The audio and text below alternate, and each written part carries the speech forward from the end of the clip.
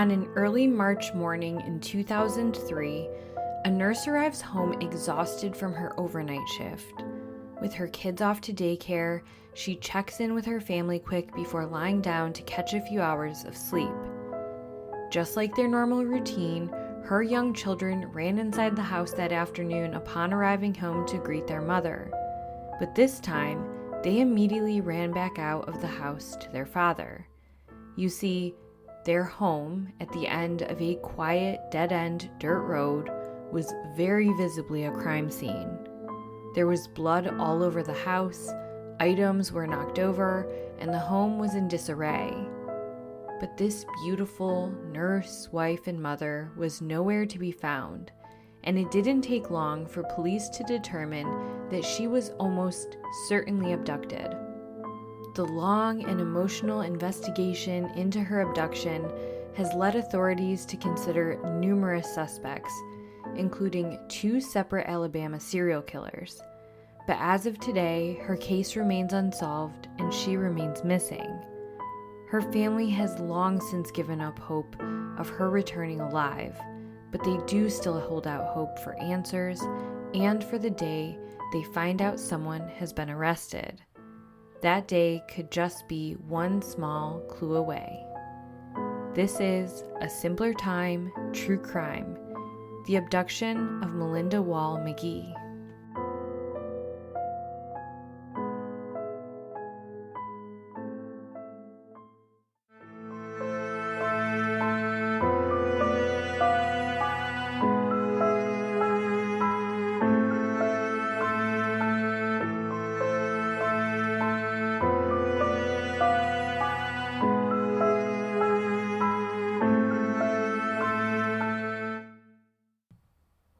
Melinda Wall McGhee was born on June 3, 1971.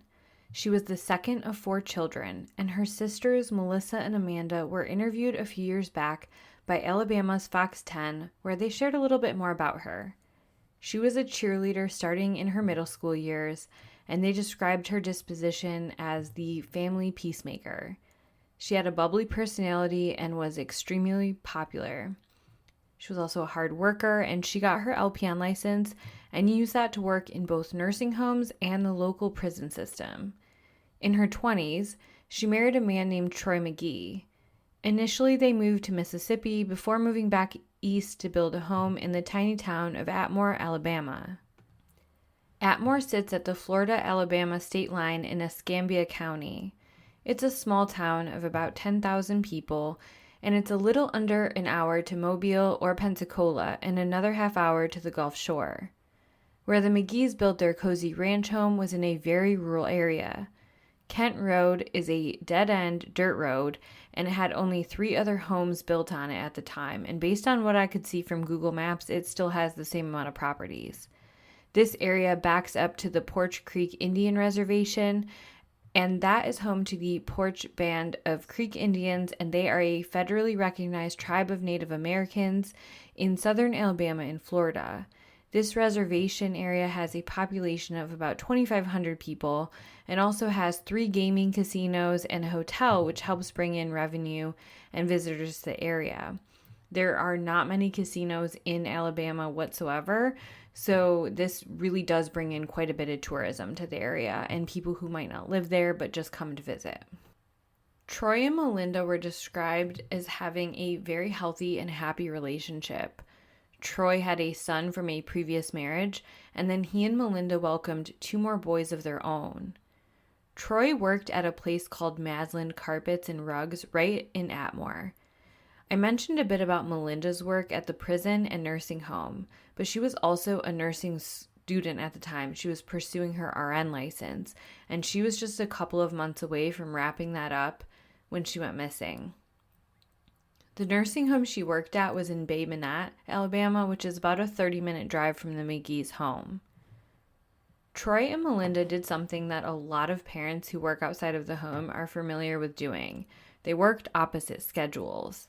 Troy worked the day shift and Melinda worked the overnight shift. The boys would go to daycare for the day, and Melinda would sleep during the day while the boys were at daycare. Troy would be at work during that time, and then they would kind of rock, paper, scissors, shoot who was going to pick them up at a little before 4 each day, and then they would have a few hours together in the evening. Whenever possible, Troy would offer to get the boys to allow Melinda to sleep a few extra minutes. And then her boys would do this thing where they would take turns being the first one to run into the house to wake mommy up. And this day was no different. On the late evening of March 23rd, 2003, Melinda drove into work and clocked into her shift. She wrapped up somewhere around 7 to 7:30 a.m. on Monday, March 24th, 2003. Melinda then drove to a convenience store on her way home to get gas and a couple of things.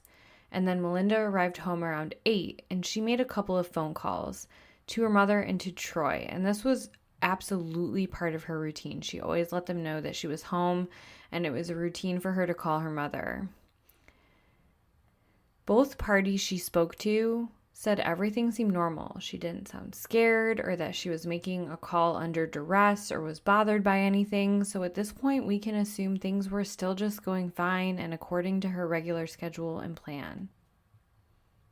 Like many other days, Troy offered to pick up the boys from daycare so she could get some extra sleep, and Melinda was very thankful for this.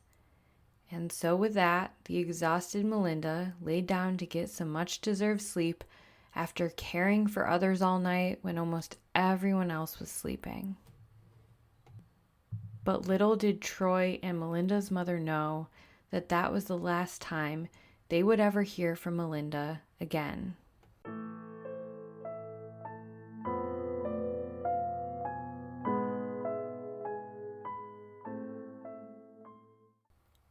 Troy and the boys got home just before 4 p.m., and Melinda's older of her 2 young sons ran in to wake up Mommy. He wanted to beat his brother to it and be the one to be able to wake up his mother. But alarm bells went off for Troy when his son ran right back out of the house to tell him about an alarming scene inside. When Troy went inside, there was blood in the house and it looked to be in disarray. He first called Melinda's mother to see if there was any chance some sort of accident had happened and that Melinda had called her and was with her. But Melinda's mother said no, she had not been with her daughter or heard from her since that morning. But she did tell her son-in-law, if you see blood, remember Melinda has had some issues with varicose veins.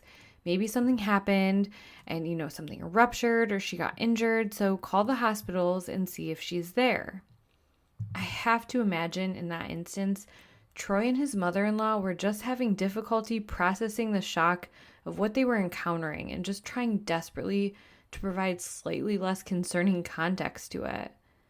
So, Troy called the local hospital and there was no sign of Melinda, and he wasted no time in contacting police. He placed a call to 911 at 3:59 p.m. Police responded fast, and it didn't take long for them to come to the conclusion that a violent struggle had taken place in this house and that they believe Melinda was assaulted and abducted. I want to pause and pivot for just a moment because one thing you might be wondering is, okay, so in what way was the house in disarray? How much blood? Where was the struggle?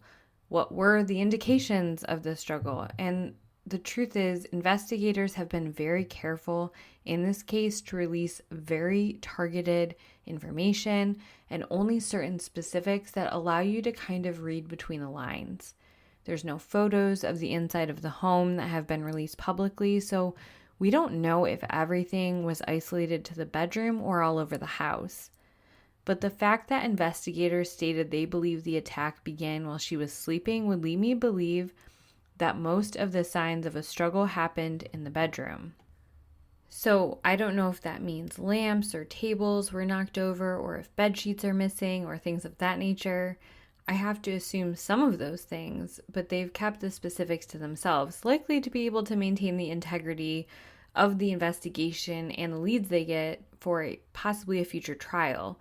Those details, as we know, can help determine if somebody comes forward and confesses if they really are a part of it or just doing it for attention or some other motive, that can help kind of weed out and fact check. The next part is the abduction. That would indicate that Melinda was attacked in her home but then moved to another location. So I will say that there have been a couple of police interviews where detectives discussed the possibility that Melinda was actually murdered right there in the home and the body just moved. So when you say abduction, you kind of picture, okay, the attack started there, but she was still alive when she was moved from the home. But I will say, early on and pretty consistently throughout, investigators refer to it as an abduction. So my thought is that the blood left behind was, significant. Obviously, her son spotted it right away and told his dad, but not enough that they felt with certainty that the homicide was undoubtedly committed, start to finish, in that bedroom of that house. The local Atmore police knew they were not equipped to handle this kind of investigation on their own. So right away, other law enforcement agencies were pulled in, including the Escambia County Sheriffs and the state police. Crime scene techs processed the scene and collected evidence, and a few items that were left behind only reinforced the scenario everyone was afraid of. Melinda's car was still parked in the driveway, and her keys were locked inside the car. The keys being locked inside of the car may or may not hold any significance. You see, Melinda's sister said Melinda did this a lot, which, girl, after my own heart. I did too. I used to have a car before they had that kind of safety feature where you can't lock your keys in your car as much. It won't let you do it. And thank goodness I have that now, because I would do it all the time. And back before and during this time when I had a car, I used to do this constantly. I would constantly lock my keys in the car, and her sister said that this was just like a part of her and she did this a lot, so that didn't raise red flags for them. But one significant piece of that is that it does show that Melinda didn't get into her own car and drive herself anywhere. And in terms of leaving on her own free will, her purse with her cell phone, that was left behind within the home. So she would not have left to go with anybody voluntarily without these items. Her sisters actually also shared one other behavioral aspect about her, which I thought was so sweet. They said Melinda and her parents and siblings, they all lived pretty close to one another, and they were so close-knit. And so if any of them ever ran up to the store literally just to get a loaf of bread, they would always call each other to see if the others needed anything while they were out. So she wasn't out just running errands, and it was pretty apparent by the crime scene that this wasn't the case, but they really just wanted to say that to kind of really double down, like, look at, this is not her just leaving of her own free will. That's not how we operate in this family. Investigators in this case have said that, of course, rumors sprouted up early. That's just the nature of this. And they, so one of the questions was, what if she did just run away? And they had to look into that, because they always do in these cases, but they squashed that very quick. Pretty much from the moment they arrived at that crime scene, they knew that they were just in trouble with this one. So police got to work looking for witnesses, but there was a problem with that. As I mentioned, they did not live in a subdivision. They lived at the very end of a dirt road off of a kind of smaller road that was off of a main road. They were not people who had immediate neighbors, and I will post an overhead bird's eye view of this where they lived on our Instagram at SimplerTimeCrimePod. And in the middle of the day, those very few homes in close proximity to Melinda's home, like, people were off at work, so it's not surprising that there was nobody around. There was already a very few people that could be witness to this in general, but that location is what makes this case so complex, because in theory, nobody should really even know that the house is back there. So for context, this house is on an area that has over 100 acres attached to it, and their immediate property only had an acre on it, but there is no just neighbors around. These are big plots of land with properties on them. And You just have a couple of neighbors and that's it. And I grew up understanding this. That's how the area I grew up in was like this as well. But I know that can be kind of hard to imagine if you didn't. But absolutely, there would not be witnesses to this per se. But of that same line of thought, people who live in those locations know what cars should be there and which ones shouldn't, and who's arriving and who's predictable and who's not. Like, people look out for each other. So if a prowler was driving around looking for places to commit a violent crime or stalk or be a peeping Tom, and let's face it, we know these people exist, they still do, but they were much more able to do their thing before everyone had cameras on their homes. This would have been a trickier location to do that kind of behavior and go unnoticed.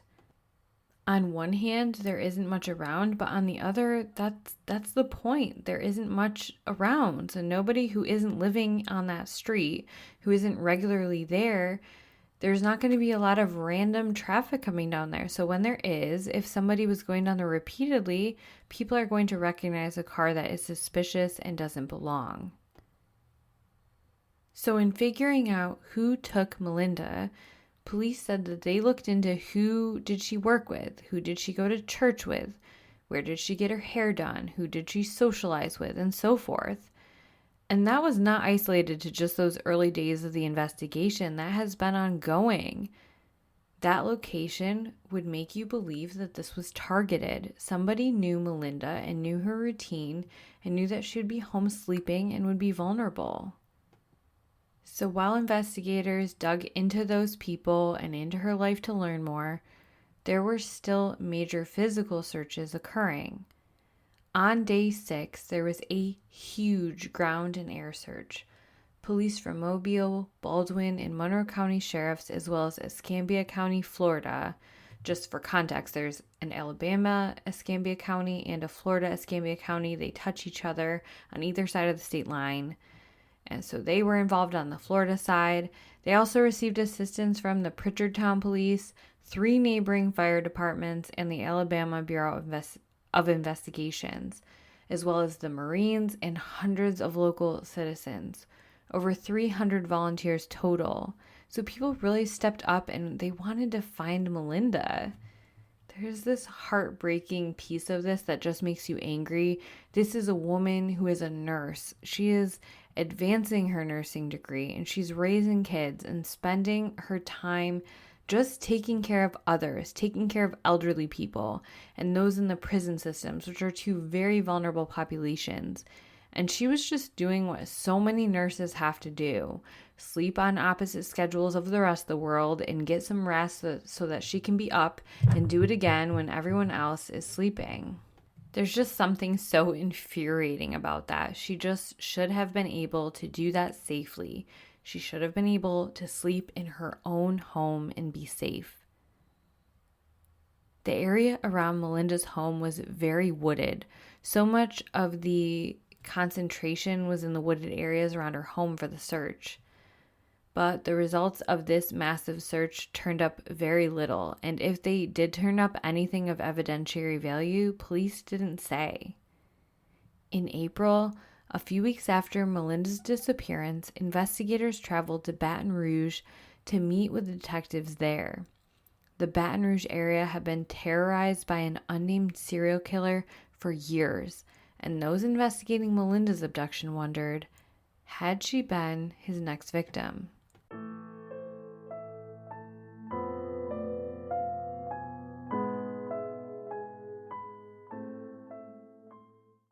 In 2003, the city of Baton Rouge, Louisiana, was living on edge with a serial killer in their midst.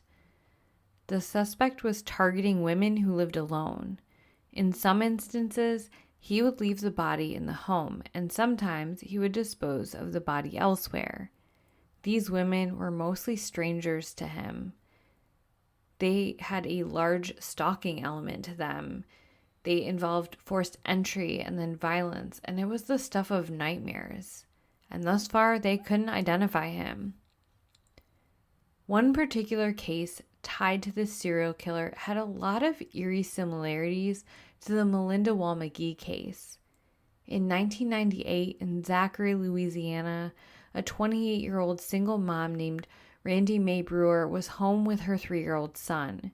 He got up in the middle of the night and he remembers wanting to go talk to her, but he heard her talking to someone else and he thought that maybe she was just on the phone. Not wanting to disturb her, he decided to go back to sleep. The next morning, his mother was nowhere to be found. Neighbors called police when they saw the 3-year-old wandering the neighborhood alone. When authorities went to the home to locate the mother, she was nowhere to be found, but there was a disturbing scene. The house was overturned with items broken and all over the place, indicating a violent struggle. And just like in the case of Melinda, there was blood all over the house. The location of the crime scene was only a block away from a homicide of another woman 5 years earlier, but at this juncture, no connection was made. That woman was assaulted in her home and her body was found near a lake about a week later. Her name was Connie Warner, and she was a 41-year-old accountant. The timing of her homicide was unfortunate because the area right after her abduction was soon underwater by Hurricane Andrew, and all evidence they would have collected was washed away. After Randy Mae Brewer, this suspect would go on to kill 6 more women. One woman, Diane Alexander, survived his attack. In fact, she's known to be the only woman to survive this serial killer's attack once he had escalated to the point of his killing spree. She recalled that he had knocked at her door and asked to use her phone. He even specifically asked if she had a portable phone so he could use it on the front porch. My guess is he was trying to get her to let her guard down by showing things like, hey, this isn't a ruse to try to get into your home. I'm just trying to use your phone. You can bring it out to the porch. I'm not even trying to get in your home. But as soon as she cracked the door a little with the phone in her hand, he then forced his way in and began assaulting her. He was disrupted by Diane Alexander's son, and he fled out the back door and back to his car. Diane Alexander changed the entire trajectory of this investigation because up until this point, police, as a result of different eyewitness accounts and criminal profiling, they had said that they felt their serial killer was going to be a white man. But it was Randy who said, no, this was a black man who attacked me. And her son were able to gain information from his vehicle as well. This would be the beginning of his undoing, and by summer of 2003, a man named Derek Todd Lee was arrested for these cases. Lee had a history of arrests and documented incidents of domestic violence, assault, stalking, and peeping Tom behavior. A month before his arrest, the investigators in Melinda's case had visited the task force to discuss similarities, particularly with Randy Mae Brewer's case, and there were several similarities. Lee targeted women who lived alone in their homes or who had small children. He sometimes would assault them in their homes and move their bodies to a second location. He had killed a nurse in his killing spree. But Lee was caught in part because of the eyewitness, but also because of DNA. He left DNA behind. And upon his arrest, authorities conclusively had DNA and fingerprints. So if there was DNA left behind at the crime scene of Melinda McGhee, we should know by now in the year of 2024 that it matched Derek Todd Lee. So either it didn't match or they don't have DNA that could be compared. And Derek Todd Lee was sloppy. He left behind DNA. Lee was an aggressive and evil perpetrator, but actually, on paper, he had a significantly lower IQ than the standard population, so much so that he was evaluated in terms of his ability to answer for his crimes legally. And while he was found competent to stand trial in that regard, I don't think he could have violently attacked Melinda McGhee, left the home a mess, and left behind no trace of his DNA. The other biggest piece about Lee that doesn't make sense is that Baton Rouge was the area that he was operating in. That's like almost exclusively where he did, and that was a 3.5 to 4 hour drive from the McGhee residence. And I know it's not unheard of for serial killers to go that far, but he doesn't have any other victims that have been attributed to him that were that far away. And With her being at a dead-end dirt road house, how is he just happening upon it? Is it impossible? No, but statistically probable? Absolutely not. Still, in a lot of reports on Melinda's abduction, he is listed as a viable suspect. If it was somehow Lee, he can never tell us. He died of heart failure in prison in 2016. Moving outside of Lee, he wasn't the only serial killer suspected of being connected to the abduction of Melinda McGhee. And this next one was a little closer to home.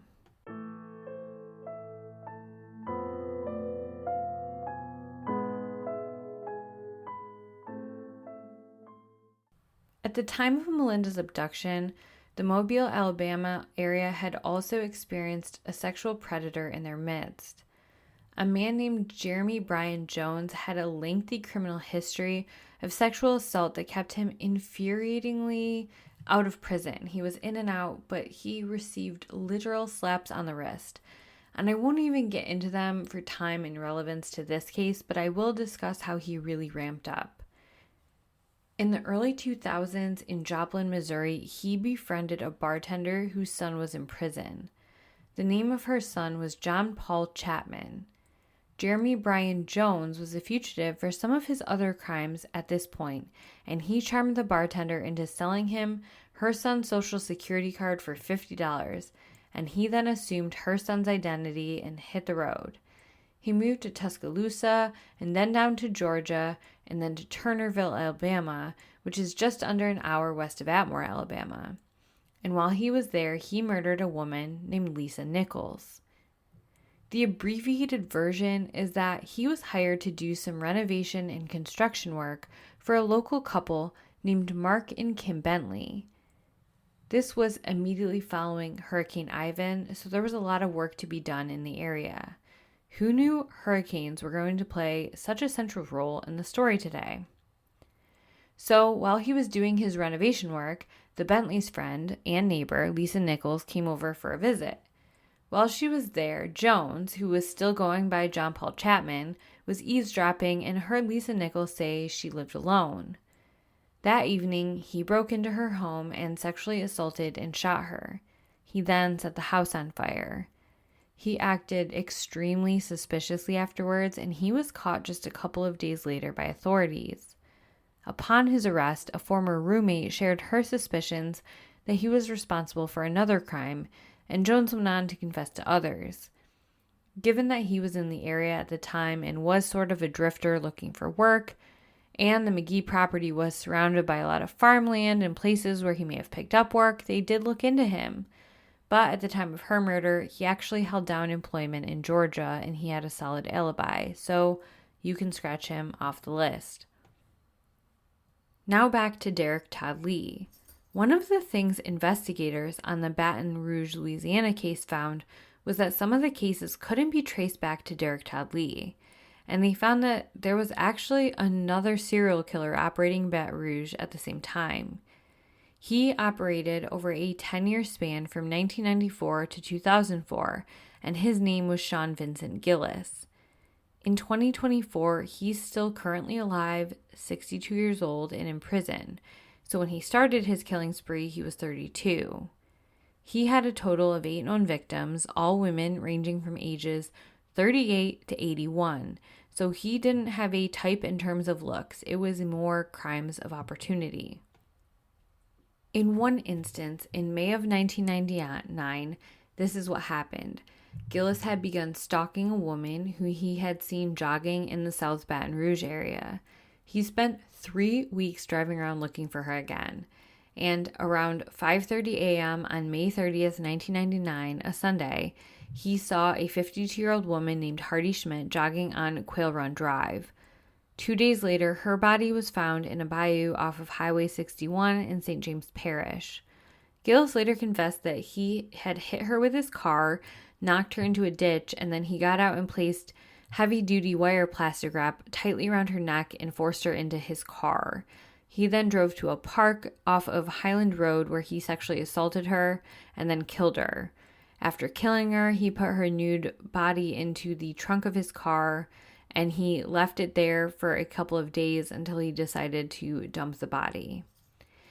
In his crimes, he had a stalking component, just like Lee, and he also moved them to another location like Lee, so that's why sometimes their crimes were conflated with one another's, and it took a while for investigators and profilers to realize that they had two very similar sexually motivated serial killers operating in this very small area at the same time. Like Lee, he operated only in the immediate area, so the idea of him being responsible for Melinda's case is just very low. But I do find it interesting that he's never mentioned as being looked into, but Lee was looked into.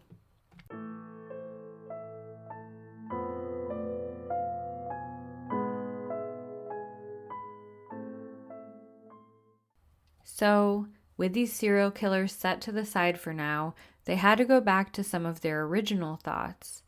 Who was in Melinda's social circle and who could have done this? Who did she know that would be responsible? Now, I know that husbands are always up for scrutiny, but Troy had an alibi and everyone said that Melinda and Troy's marriage was strong. The local community was so invested in answers. They helped raise money for a reward, and both the McGhee family and local law enforcement offered a reward for information. One that remains, $15,000 in total. And just to clarify further, it was also a contribution of the governor of Alabama. In November of 2003, the community held their breath when human remains were found in a field near Atmore. But they were later identified as an elderly man who had gone missing and not those of Melinda. 5 years after her murder, police got a tip to look into a property off Atmosphere Road. Her body was supposedly in a septic tank there. This would have been a 6-mile drive from Melinda's house. So police searched there and they did ground penetrating radar and dug things up, but they found nothing. In 2009, another lead led them to a gravel pit, but this produced nothing as well. Over the years, her case has changed hands and they have brought in fresh sets of eyes to view the case. They have sent it to the state and national departments to determine if they could have done anything differently, if there's testing to still be done, and if they've exhausted all investigative measures. And they say it's never a cold case.